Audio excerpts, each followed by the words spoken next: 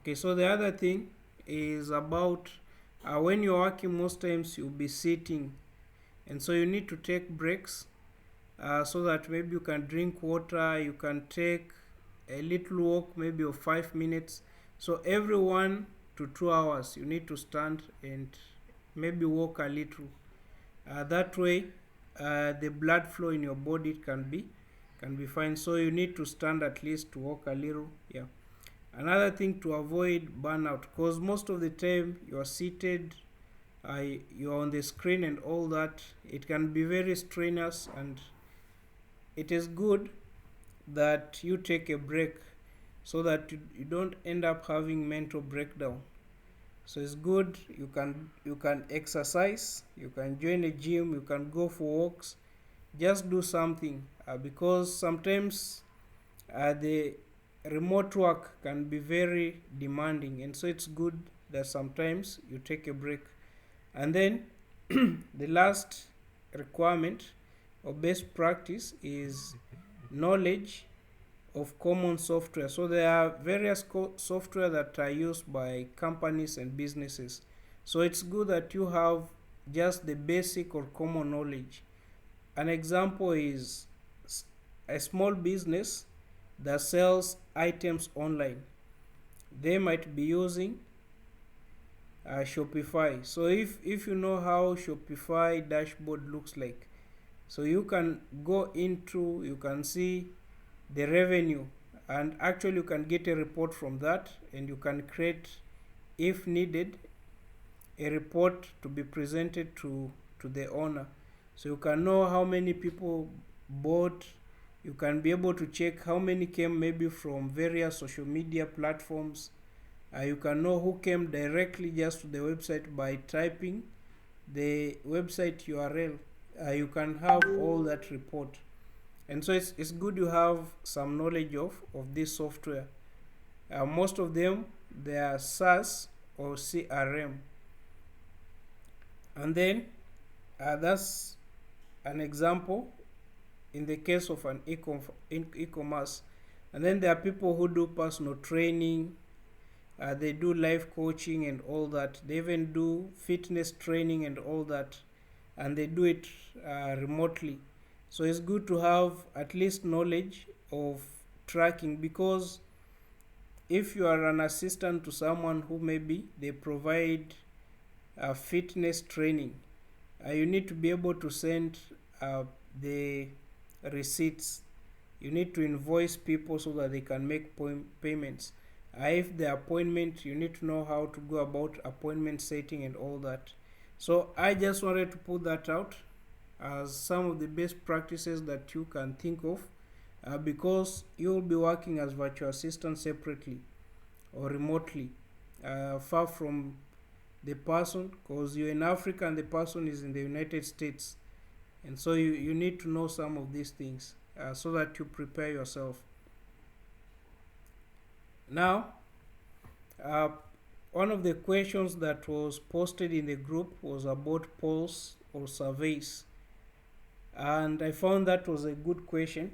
When you work for someone as a virtual assistant, there might be at times that certain information that is needed, or other than just getting information, you might also maybe run some surveys to find people's interest and all that. So this is just one of the responsibilities of a virtual assistant, to develop and manage customer surveys. And developing and managing the surveys, it includes you formulating relevant questions. So you need to know, uh, if let's say is a person who owns a small business and they sell clothes, you can't create questions that ask people about shoe brands and sizes and all that. Your question should be focused on what the person sells. If it's clothing line, your question should be in that line, so it should be relevant. The other thing is ensuring the studies So if you are coming up with a survey, that survey is more of a study, because you want to gauge people, you want to know their interests and all that. So you have to ensure that that study is user friendly and visually appealing. So you have also to be creative enough so that the survey or the poll you come up with, it's very appealing to people, that people they are going to like it. And then you need to also set up, so you need to know that this, when you talk of developing and managing, it includes these three things.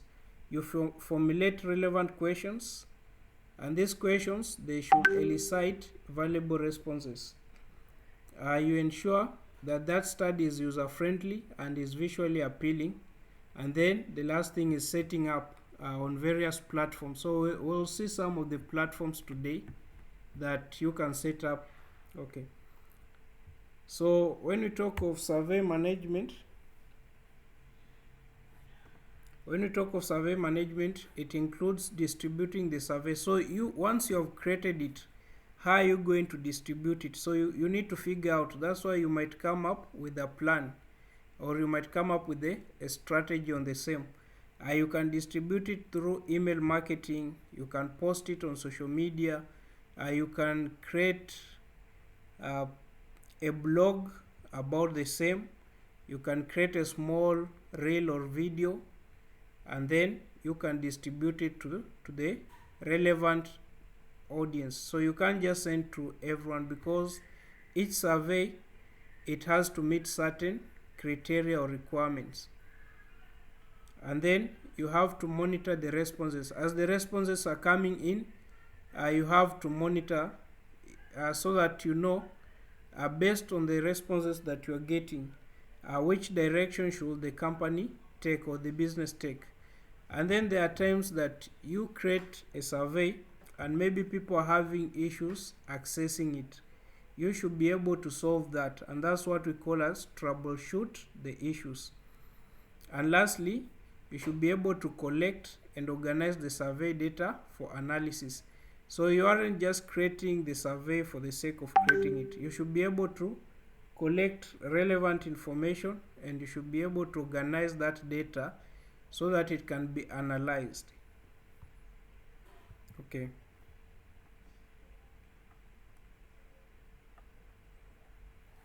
So the next is data analysis and reporting, because we have mentioned here you collect and organize the survey data for analysis. So the next thing is data analysis and reporting. So you conduct data analysis and interpretation. So you must be in a position to interpret that data that you have collected. If maybe is a fitness trainer, and he wants or she wants to know what are some of the challenges that people are having, either building muscles or losing weight. What are some of the challenges? And so you come up with the survey. When the people, they fill their information, or they fill their responses, you should be able to take that data and to interpret it. And the way that you can interpret it, you can even use different tools to do that interpretation. You can use the graphs. I think most of us know about graphs. Okay. You can use pies. Those are some of the things that you can use to provide that interpretation. Like, this number of people, these are their challenges. This number of people, this was their response, and all that. And then from that data, for analysis and reporting, you must be able to identify the trends. Okay, you have to know the trends. And then the most important thing is you must be able to come up with a meaningful conclusion. So from the survey that you conducted, what can you conclude from it, or what is your assumption? Okay, so you must be able to know the difference between an assumption and a conclusion. They are not the same thing. So you can make an assumption about something, and then when you get to the conclusion, it might totally be something different. So when you are doing the data analysis and reporting, you have to know those two. Okay, so these are some of the examples of surveys. It can be about customer feedback, it can be employee feedback, it can be research in the market. So maybe you want to know how your customers or clients they feel about the products that you offer, or you are maybe you're working for a big company as a personal assistant to the CEO or to one of the top officials of that company, and they want to know how the employees they feel about certain things.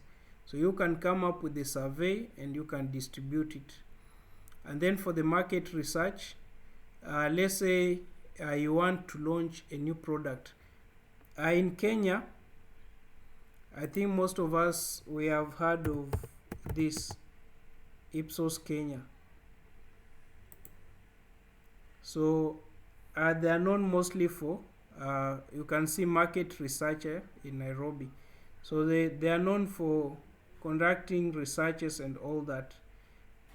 Okay, and their field is always wide. It includes during the time of politics, during election time, they usually try to project who is going to win and all that. So that can be part of what you'll be doing. Okay, now there are so many platforms that you can use to create surveys and polls. Okay, so there's Google Forms, there's SurveyMonkey, there's Typeform, there's JotForm, there's Klaviyo, there's Microsoft Teams. We even have WhatsApp poll, you have Facebook group survey, you have other social media as well. You can do that. So I'm just going to illustrate using one of the platforms. So I think everyone here knows how to sign into their Gmail account. I'm assuming everyone has a Gmail account. Okay, so once you are into your email account, you can click on this, the Google Apps, and then once it opens, you can scroll down until where you see Forms. Then you can click on Forms.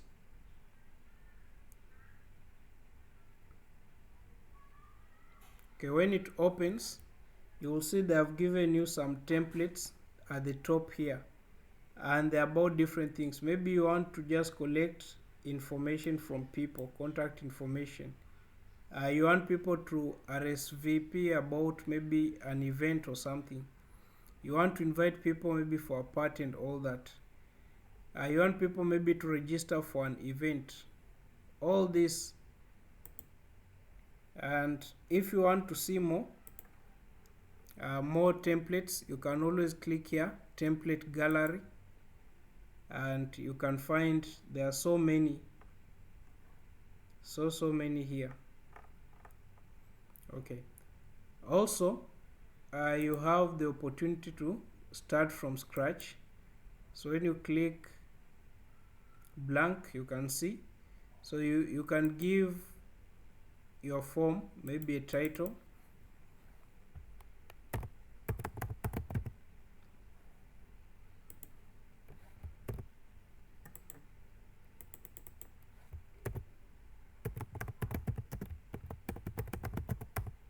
and you can provide here some description. Is not a must. Then you can come here and you can now write your question.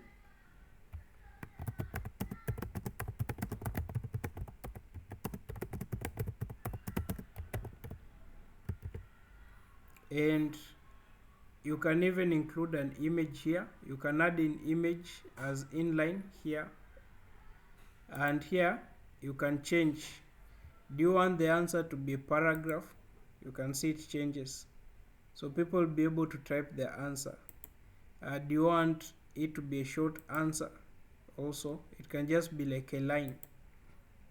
Do you want them to have multiple choice? Okay, Do you want them maybe to check boxes, like they can check the boxes? Do you want them maybe to upload a file? They'll be able to upload a file like that. Do you want them to maybe choose from a drop down? Okay. Do you want them maybe, is it more of a rating, like for a business? You want them to give a rating to your business. Okay. Do you want it to be more like a multiple choice grid, like you have this and this, like that? So like option 1 and then this side. So if they choose this, they have to choose this, like that. Okay. Do you want them to select maybe a date or a time, something of sort? Yeah, so you have to know like the kind of survey or poll that you are conducting. What is it about? So that you can be able to come up with something that is very, very relevant. Okay, so let's say I go for multiple choice, or let me just go for a paragraph, like that. And then here, if I want people must fill this, I have to indicate by checking this so that it is required. Then you can see there's more option here. Okay, you can even provide response validation, you can provide description and all that. On this other end, you can see I can add another question here, or I can also use here to just duplicate this question. You can see I can import questions. Maybe I have questions somewhere, I can be able to import them. I can add a title description here, as you can see. I can add an image, I can even add a video, and I can add a section. So you can have like different sections.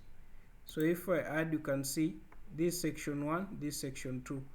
So you can have like different section like that. And once people that fill section 1, they can have this option here. You can see here, continue, before they can submit. So I can even name this section as I want. I can have as many sections as I want.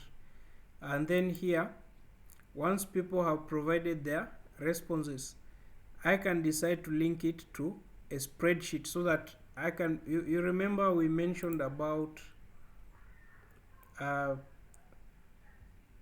data analysis and interpretation. So I might need to use some of the tools from spreadsheet, so I can link it here.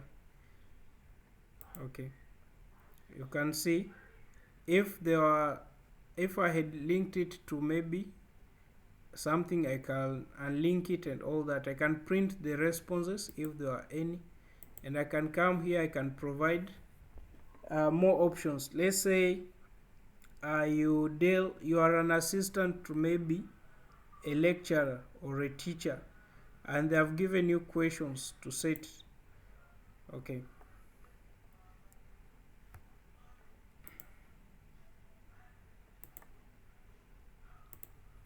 they have given you questions to set.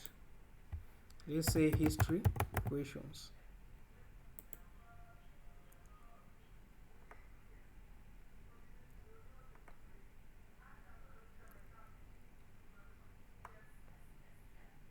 So you can be able to type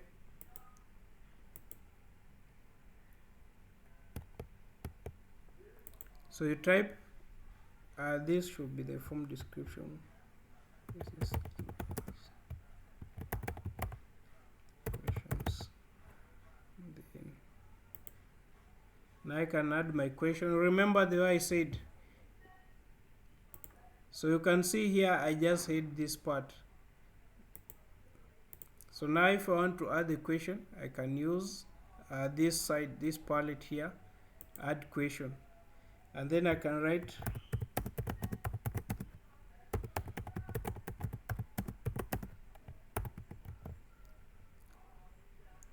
So if it's multiple choice, you can indicate here.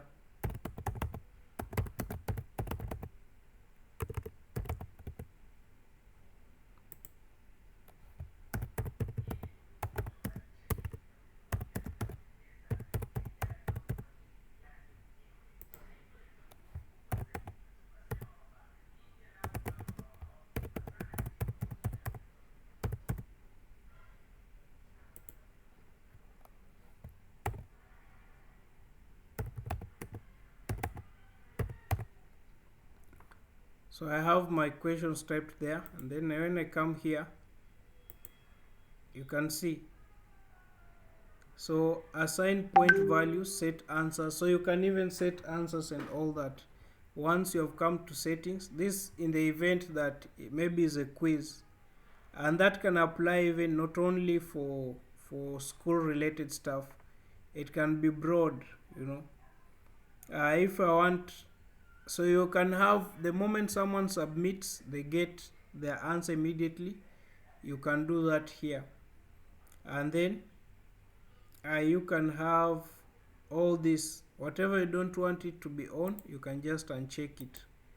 Okay, whatever you want, you can check it to be on like that. And then you can also manage how responses are protected. Okay, so if you want to collect people's email, you can collect, or if you don't want, you can just leave it. When you leave it, it means even those without the email account, they can still be able to take part in the given quiz or in the given poll. If you want this, a copy of the answers, or a copy of the questions, or a copy of the survey to be sent to the people, you can, once I've turned this on, you can see also this comes on. Okay, when this is off, obviously this is off. So but if they have to be verified, or the responder input, you collect their email. So then here you can always give them option maybe to receive a copy of their response, or you can always send it without needing them to provide that. Okay, so basically that's a little about those about survey. Okay, so I hope, I don't know if any has any questions.